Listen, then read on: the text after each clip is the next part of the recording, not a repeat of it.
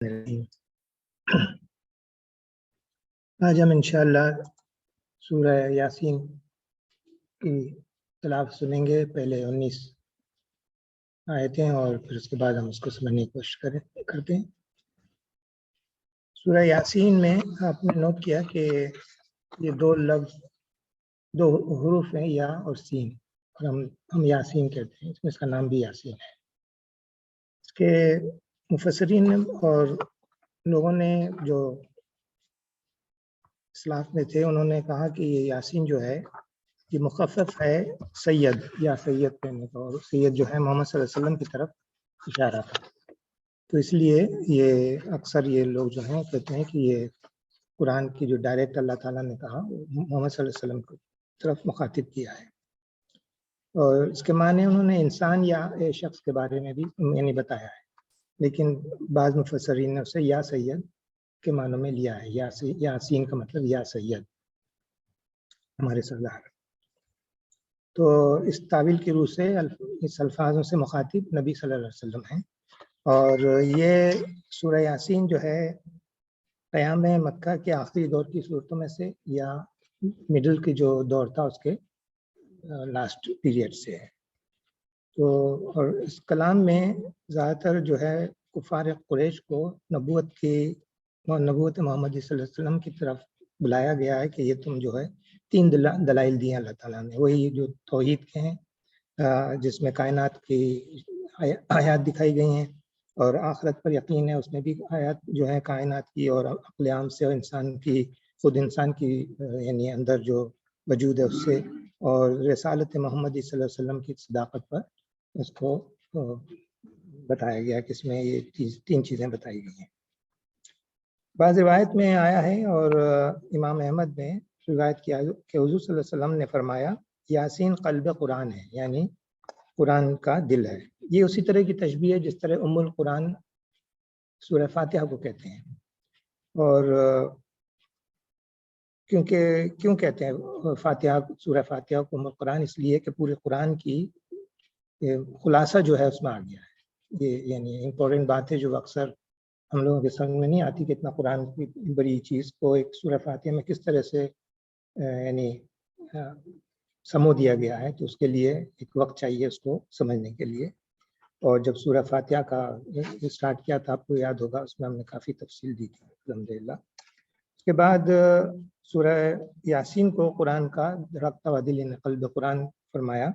اس کی وجہ یہ ہے کہ اس میں اس کو پڑھنے سے روح میں حرکت آتی، جس طرح قلب حرکت کرتا ہے اسی طرح روح بھی حرکت کرنے لگتی ہے، کیونکہ اس میں وہ نصیحتیں وہ باتیں ہیں جو انسان کو جگاتی ہیں، انسان کے روح کو جگا دیتی ہیں۔ اگر اس کے معنی نہ معلوم ہو تو اس سے کیا اثر ہوگا؟ اسی لیے فرمایا گیا ہے کہ محمد صلی اللہ علیہ وسلم نے فرمایا کہ اس کو اپنے مرنے والوں پر سورہ یاسین پڑھا کرو۔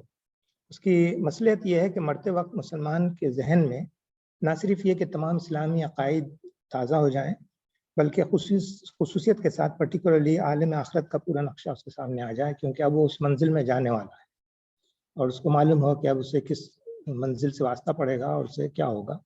تو اس کو اپنے اعمال پر جو بھی یعنی استغفار ہے، جو بھی اس کی اعمال نامہ ہے اس کے سامنے آتا ہوا نظر آئے گا اس کو، اور اس کے لیے اس کو اس مصلحت کے تحت اس کو پڑھنے کو تاکید کی گئی ہے۔ اس لیے یہ اس بات کو سامنے رکھیں اگر کہ مرنے والے کو کیوں پڑھنا چاہیے، تو جب تک مرنے والا زندگی کے جب اچھے حالات میں تھا وہ مرنے سے قبل یعنی کافی پہلے، اس نے سورہ یاسین کو اگر معنی کے ساتھ نہیں پڑھا ہوگا تو صرف اس کو مرتے وقت پڑھتے ہوئے اتنا افیکٹو نہیں ہوگا جتنا معنی کے ساتھ اس نے پڑھا ہوا، لائف میں 2-4 دفعہ یاد کر لیا ہوگا۔ اکثر میں نے دیکھا ہمارے دوستوں میں سے اکثر سورہ یاسین یاد کر لیتے ہیں، اور ہمارے بعض بچے بھی یاد کریں۔ آج کل جو یعنی ٹرینڈ چلا ہے، اب ہمارے گروپ میں جو لوگ آتے ہیں وہ میرے خیال ہے بزرگوں سے زیادہ ثواب کما لیتے ہیں، کیونکہ انہوں نے جوانی میں سننا شروع کیا ہے اور ہم کو بڑھاپے میں خیال آیا ہے، تو اللہ ہم کو معاف کرے۔ لیکن یہ ایک حقیقت ہے کہ سورہ یاسین کے بارے میں تو ہم بہت سنتے ہیں ثواب وغیرہ، لیکن سورت کی ایک ایک الفاظ، ایک ایک جملہ، ایک ایک آیت کے معنی اگر بار بار پڑھتے رہیں تو وہ رچ بس جائے گا آپ کے ذہن میں، اور اس طرح سے مرتے وقت آپ کی کنسنٹریشن جو ہے اللہ کی طرف ہونے میں زیادہ بہتر ہوگی. تو غالباً یہ بات حق رکھتی ہے کہ سورہ یاسین کو ہر آیت کو معنی کے ساتھ اور غور و فکر کے ساتھ یاد رکھنے کی کوشش کی جائے, اور اس پر اگر تھوڑا سا غور کر لیا جائے تو یہ سورج جو ہے آپ کو بے انتہا چیزیں, آپ کی آیات دکھائیں گی جو پوری زندگی میں آپ کے سامنے آتی رہی ہیں, اور اسی بات کو اب سورہ یاسین میں ذرا کھول کے بیان کیا گیا ہے. تو ہم اس کو سنتے ہیں 19 آیات کو شروع کی, پھر اس کے بعد اس کے مفہوم کو سمجھنے کی کوشش کرتے ہیں. کہ میں نے کہ یا حسین القرآن الحکیم, اور یہاں پر دیکھیے قرآن الحکیم اس لیے فرمایا کہ اس میں حکمت سے بھری ہوئی کتاب ہے, اور انکا لمن المرسلین یعنی بے شک آپ مرسلین میں سے, یعنی آپ دیکھیے اس میں جو انکا کہا ہے بے شک, اس کے بعد لام زبر کے ساتھ بھی صرف یہ نہیں کہا کہ من المرسلین بلکہ لمن المرسلین, اس پہ ایمفیسس ہے اور زور دیا گیا انکا کے ساتھ. اکثر آپ نے دیکھا ہوگا قرآن میں انا یا انکا کے بعد جو لفظ آتا ہے اس میں لام زبر یعنی ایمفیٹک وے میں کہا جاتا ہے. اکثر ابھی آپ اور بھی دیکھیں گے اللہ صراط المستقیم, اس کا مطلب یہ ہے کہ آپ محمد صلی اللہ علیہ وسلم صراط المستقیم پہ ہیں. اس کا مطلب یہ نہیں ہے کہ حضور صلی اللہ علیہ وسلم کو شک تھا کوئی, بلکہ یہ اللہ تعالیٰ ان کو بتا رہے ہیں کفاروں کو کہ آپ جو ہے صحیح راستے پہ ہیں, صراط المستقیم پہ ہیں. آپ ان کو یعنی سیریس لیں, نان سیریس لینے کی وجہ سے وہ مذاق اڑاتے رہتے ہیں. تو صراط المستقیم اگر کسی چاہیے تو محمد صلی اللہ علیہ وسلم کو فالو کریں. تنزیل العزیز الرحیم, یہاں پر دیکھیے عزیز کے ساتھ رحیم, یعنی وہ طاقت والا بھی ہے اور زبردست بھی ہے, اس کا حکم چل کے ہی رہے گا. یہ الگ بات ہے کہ تم جتنا بھی اس کا زور لگا لو اس کے خلاف, لیکن وہ بڑا رحیم بھی ہے. تم نے اس کے خلاف بہت کچھ مذاق اڑانے کا اور اس کا ریجیکٹ کرنے کی ترکیبیں سوچی ہیں, لیکن وہ پھر بھی تم پر رحیم ہے. یہ اللہ تعالیٰ ان کو جو کفار تھے اس کے مکے کے ان کی طرف کہہ رہے ہیں کہ دیکھو اللہ عزیز بھی ہے رحیم بھی ہے. اس کا مطلب یہ نہیں ہے کہ وہ طاقت استعمال کر سکتا ہے جب دل چاہے, تو اس کو روکنے والا نہیں ہے. لِتُنذِرَ اب یہاں پر لام زیر کی وجہ سے فار دا پرپز یا ٹو یعنی اس لیے بھیجا گیا تاکہ آپ کو یعنی نصیحت کرے, ڈرائے قوم کو جو ماں یعنی جو انصر نہیں ڈرائی گئی تھی, تو فہم غافل وہ لوگ غفلت میں پڑے.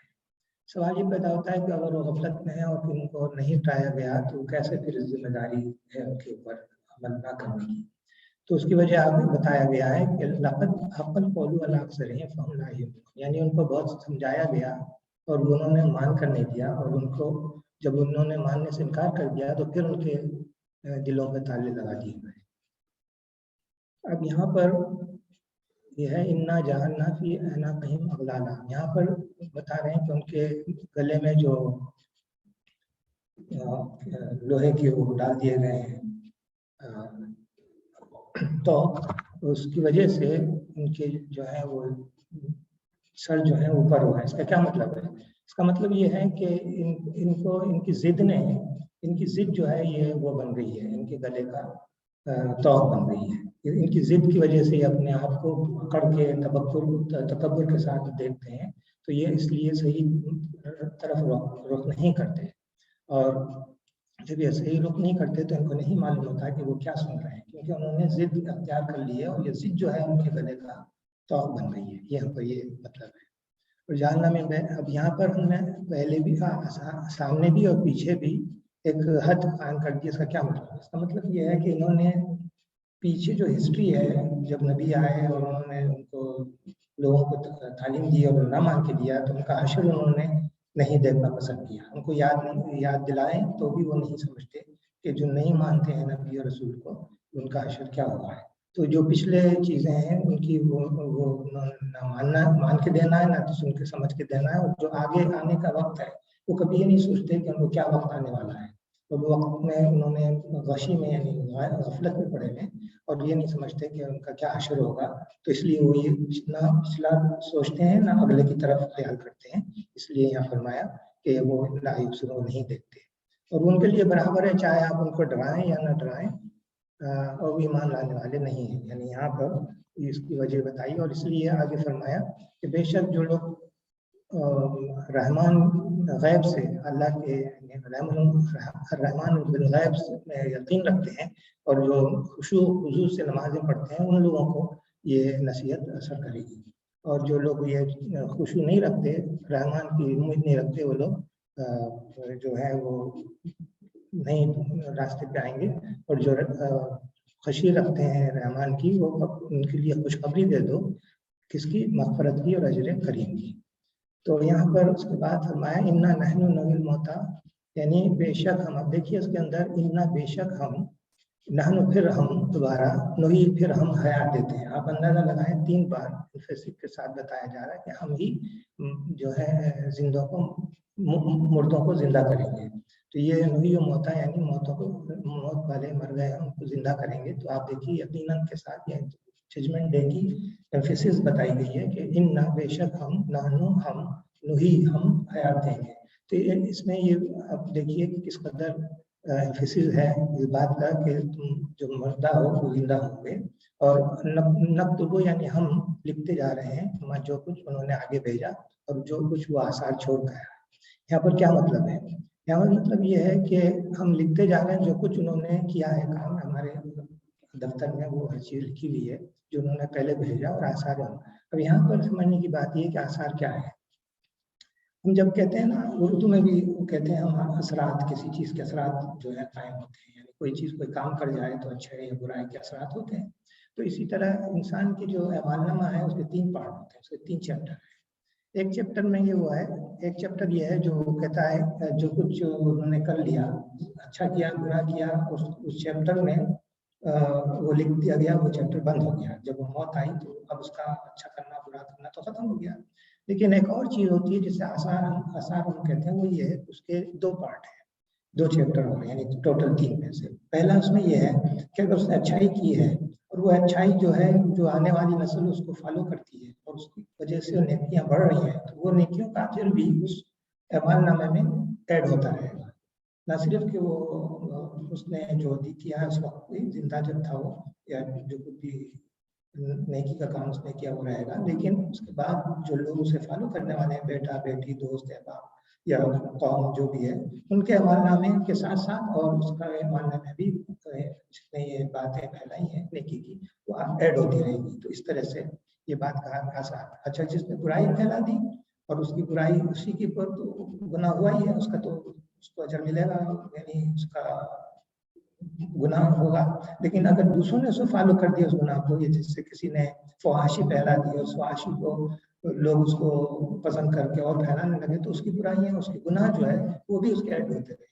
तो इस तरह से आसार जो है ये उस मानों में भी लिया जाता है। और ये आसार इसमें इस मानों में भी लिया जाता है कि जो कुछ हम कह रहे हैं या सुन रहे हैं, ये भी हमारे इर्द गिर्द के जो चीजें हैं उसमें रिकॉर्ड हो रही है। आपने सुना होगा कि क़यामत में हमारे हाथ पांव बोलेंगे, तो क्योंकि वो ये चीजें सामने नजर आएंगी कि हमने जो कुछ कहा था जबान से, हमने जो किया था, वो एक तरह से वीडियो और ऑडियो दोनों आपको दिखाया जाएगा, जैसा कि सूरह ज़लज़ाल ने फरमाया, जो कि डिटेल से हमने पहले बात की है। और यहाँ पर कुल्लु शैइन अहसनहु फी इमाम मुबीन, अब यहाँ पर ये हम उसकी हर चीज को लिख रहे हैं। अच्छा, ऐसा जो एहसन जो है, लफ्ज हस्सा, ये एक्चुअली कंकरी को कहते हैं। कंकरियाँ जो होती हैं, एक्चुअली ज़माने जाहिलियत में होता ये था कि ये लोगों को गिनती या मैथमेटिक नहीं आती थी, तो पत्थरों को छोटे छोटे रख लेते थे, उसको गिनते थे, उसको ऐसा कहते थे। ऐसा का मतलब कंकरियाँ अरबी में। तो ये चूंकि जाहिल लोगों को ये बात मालूम थी कि किस तरह हिसाब किताब रखा जाता है, तो इसीलिए अल्लाह ताला की तरफ कह रहे हैं कि हम हर चीज को लिख रहे हैं, इस सेंस में गिनती के साथ साथ उसके चल रही है। इमाम मुबीन का मतलब यहाँ पर रजिस्टर है, यानी ये रजिस्टर इसलिए कि वो सबसे आगे जाएगा ना, इमाम आगे होता है आपको मालूम है, तो वो चीज जो रजिस्टर्ड है वो आगे जाएगी, तो वो आपका इमाम, ये मेरा इमाम का वो बिल्कुल खुला खुला साम चल यानी जाएगा मरने के बाद। बदरिब लहुम, अब यहाँ पर एक मिसाल देते हैं। तो मिसाल ये देते हैं कि एक करिए में यानी गांव में 2 रसूल आए, मुरसलून, जहाँ माने वहां पर आए।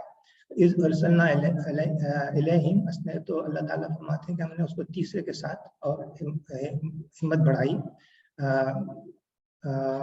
तो उन्होंने कहा कि उसको तुम झूठे हो, यानी फ़क़ालू इन्ना इलैकुम, हमने उन्होंने कहा हम मुरसलीन यानी रसूल हैं। क़ालू मा अंतुम, लोगों ने उनसे मानने से इनकार कर दिया। इल्ला, उन्होंने कहा तुम भी हमारी तरह बशर हो, मिसलुना यानी हमारी तरह बशर हो। वमा अंज़लना यानी अंज़ला रहमान ने कोई ऐसी चीज़ नाजिल नहीं की है, और इसलिए तुम जो इल्ला तकज़्ज़िबून यानी तुम सिर्फ झूठ बोलते, यानी वो रसूलों को उन्होंने झुठला दिया। क़ालू, तो उन्होंने कहा रब्बुना, यानी उन रसूलों ने कहा कि हमारा रब जानता है कि हम यकीनन लमरसूलून या यकीनन हम रसूल हैं, और हमारा जो काम है वो सिर्फ बता देना है। वमा अलैना इल्लल बलागुल मुबीन, यानी हमारा काम ज़बरदस्ती तुमको मुसलमान करना नहीं है, हम तुम्हें हिदायत देते हैं, जो अल्लाह ताला ने हमें कहा वो आपको मैसेज पहुंचा दिया। तो उन्होंने कहा, यानी ना मानने वालों ने कहा, इन्ना ततय्यरना बिकुम, यानी हम जो है तुमको मनहूस समझते हैं। ततय्यन यहाँ पर जो है मनहूस के मानों में, और हम तुम्हारे को, अगर तुमने नहीं माना तो हम तुमको लनरजुमन्नकुम, देखिए इसमें नाम ज़बर भी है, यानी एम्फेसिस के लिए, नून हम के लिए, रजम के लिए, आपको मालूम है रजम पत्थर से मारने को कहते हैं, और यहाँ नून तशदीद के साथ और एम्फेसिस के लिए। तो गोया यहाँ पर लाम ज़बर, नून और रजम, और फिर नून का तशदीद और कुम, या 5 अल्फाज जो है छुपे हैं एक ही लफ्ज़ में। तो यानी यकीनन हम तुमको रजम करेंगे, यानी पत्थर से मारेंगे, और तुमको तकलीफ देंगे, मिन्ना अज़ाबुल अलीम की। अब यहाँ पर देखिए ततय्यरना का लफ्ज़ जो है तायर से है। तायर कहते हैं परिंदे, जो परिंदा भी पर रखता है उसका तायर कहते हैं। आपको मालूम है अरबी ज़बान में तायर का तैयारा भी इसीलिए कहा जाता है, जहाज गोया वो पर की तरह वो गिर जाता है। तो यहाँ पर मनहूस के मान में क्यों लिया गया है? ततय्यरनाकुम यानी हम तुम्हें मनहूस समझते हैं। उसकी वजह यह है कि दौर जाहिलियत में होता यह था कि परिंदों को पकड़ते थे और अपने सामने रख के उनको छोड़ देते थे, देखते हैं किस तरफ जाता है। वो सीधे हाथ से उल्टी तरफ जाता तो ये कहते हैं कि वो काम वो जितना इम्पोर्टेंट वो करने जा रहे थे नहीं करते, रुक जाते। गोया वो तैयारा यानी परिंदे ने उल्टी तरफ अगर रुख करके उड़ गया तो वो उसको मनहूस समझते थे, वो काम नहीं करना चाहिए। तो इसलिए अब वो क्या हुआ कि वो तैयार का जो लफ्ज़ परिंदे का था वो खुद बजाते खुद वो शौम यानी बदनसीब बन गया। तो गोया बदनसीबी जो है अगर कहना हो तो तैयार ना कहें। तो ये लफ्ज़ जो है इस वजह से यहाँ पर मनहूस के मानों में इस्तेमाल किया जाता है। और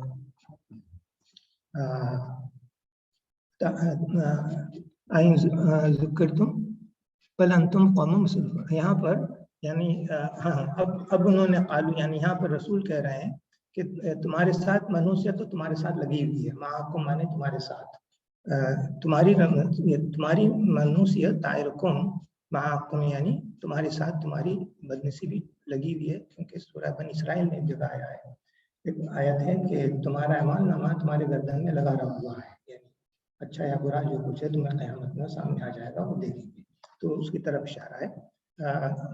बल्कि तुम जो लोग हो ये बल अंतुम कौम मुसरिफून, यानी तुम जो है भटके हुए लोग हो, तुम तो सीधे राह सुझाई नहीं दे रही है, तुम भटक गए हो, तुम सीधे रास्ते पर अब नहीं आओ।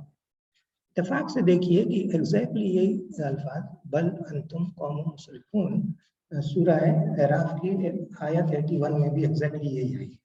वहाँ पर क्या है कि वहाँ पर यह बैकग्राउंड उसका ये है कि वो हज़रत लूत अलैहिस्सलाम अपनी कौम को कहते हैं कि तुम जो हो बहुत ही बुरी फहाशी में मुब्तला हो गए हो, और तुम जो है औरतों के बजाय मर्दों से शहवतरानी करते हो। तो उस पर वहाँ पर हज़रत लूत अलैहिस्सलाम कहते हैं बल अंतुम कौम मुसरिफून, तुम भटके हुए ट्रांसग्रेसर, बिल्कुल आउट ऑफ वे, दुनिया की कभी किसी ने ऐसी हरकत नहीं की। वो अल्फाज जो वहाँ पर उन्होंने अदा किए वही लफ्ज़ एग्जैक्टली यहाँ पर भी वो रसूल कह रहे हैं कि तुम मान के नहीं दे रहे हो, हम रसूल हैं और जो है तुम सीधे रास्ते पे नहीं आना चाहते। तो एग्जैक्टली ये। अच्छा, मुसरिफून जो है आपने देखा होगा कि सर्फ से है, सर्फ कहते हैं खर्च करने को। जैसे आपने सुना होगा कि क्या है कुलू शरबू ला तुसरिफू, यानी खाओ पियो मगर इसराफ मत करो। तो ये लफ्ज़ इसराफ से मुसरिफून यानी ज़ाया कर दिया गया। تو گویا وہ قوم ضائع کر دی گئی کسی سینس میں، مصرف ہو گیا، یہ جو ہے اس طرح سے یہ اسم بن گیا ہے، یہ ناؤن بن گیا۔ تو یہاں تک ہم نے آج پڑھا ہے، تو اور اس پر اور مختلف اینگل سے سوچیں گے انشاءاللہ۔ دور میں جب آتے ہیں تو اس میں یہ بھی ایک بات رہ گئی تھی کہ وہ رسولوں کو اس لیے نہیں مانتے تھے کہ تم آدمی ہو ہماری جیسے، یہ کہا نا ہمارے جیسے تم آدمی ہو۔ تو اللہ نے کہا، اللہ تعالیٰ نے کئی جگہ یہ کلیئر کیا ہے کہ بھائی اگر فرشتوں کی دنیا ہوتی تو ہم فرشتے بھیجتے، جنوں کی دنیا تو جن بھیجتے، اور تم انسان ہو تو ہم نے ہمارے لیے انسان بھیجے ہیں۔ لیکن وہ مان کے نہیں دے رہے تھے کہ انسان کیسے رسول ہو سکتا ہے۔ اب کوئی نہ مانے تو وہ الگ بات ہے، لیکن یہ مستقل ڈفرینٹ نبیوں کے رسولوں کے ساتھ یہ واقعہ ہوا ہے کہ وہ لوگ یہ بڑا پاورفل سمجھ کے یہ دیتے تھے، لیکن یہ بات پرانی نہیں ہے۔ آج اس دور میں بھی آج جو ہم دیکھتے ہیں ایتھیسٹ جو بن جاتے ہیں، اس کی وجہ کیا ہے؟ اس کی یہ بھی ایک وجہ ہے کہ ان کا یہ بلیف ہے کہ جو کچھ کائنات میں کام ہو رہا ہے اللہ تعالیٰ بنانے کے بعد وہ تو دیکھ رہا ہے کہ کائنات میں کیسا چل رہا ہے، لیکن انسانوں کے کام کے لیے اس نے کوئی ایسے رول نہیں بنائے، بلکہ انسان ہی ان کو کنٹرول کرنے کے لیے چھوڑ دیے گئے ہیں۔ یعنی یہ انڈیپینڈنٹ کر دیا گیا ہے انسانوں کو، تاکہ وہ اپنے لوگوں کو گورن کریں اور قوانین بنائیں اور جو کچھ کریں، اللہ اس میں انٹرفیئر نہیں کرتا۔ یہ بات نہ صرف یہی ہے بلکہ یہ 1400 یا 14,000 سال پہلے بھی یہی بات تھی، اور آج بھی ایتھیسٹ جو ہے یہی ریزن کرتے ہیں۔ اسی لیے آپ کو معلوم ہوگا ایک اسٹیٹمنٹ ہے کہ کیا ہے وہ کہ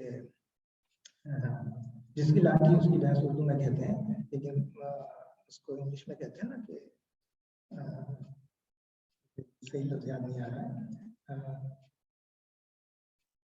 مائٹ از رائٹ، ایگزیکٹلی۔ تو مائٹ از رائٹ کا مطلب یہ کہ وہ پھر وہ اسی طرف چلے گئے کہ بھائی انسان اپنے جتنا طاقتور ہوگا وہ کنٹرول کر لے گا، تو خدا کو مداخلت کرنے کی ضرورت نہیں۔ تو دھیرے دھیرے انہوں نے خوراک کو بھی نکال دیا۔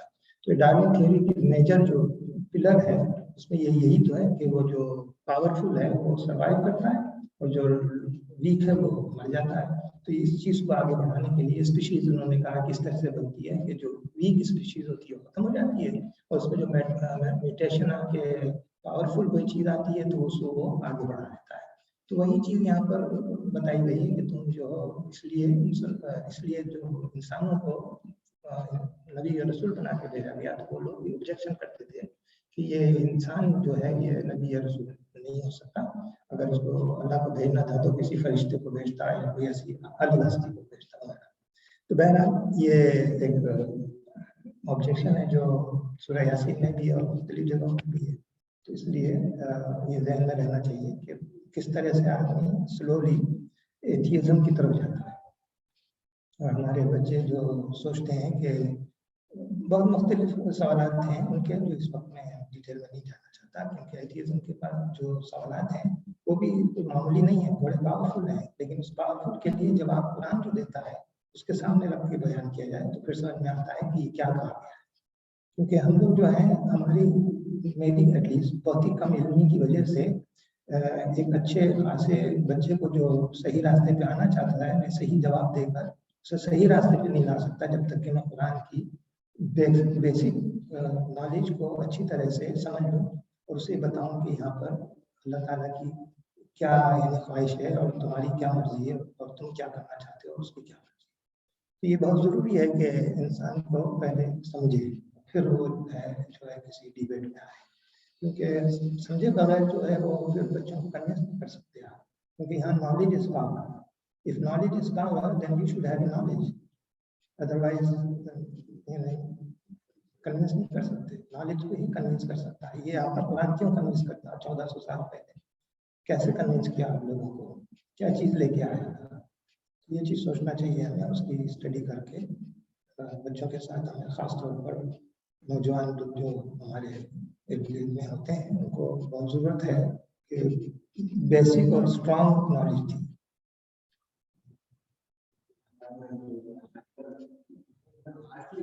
جی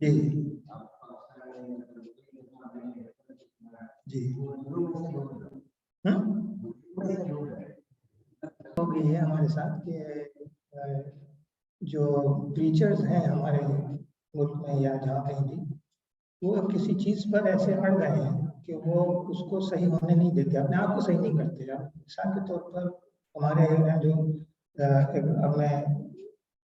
اب بات آئی ہے تو سامنے کہہ دیتا ہوں.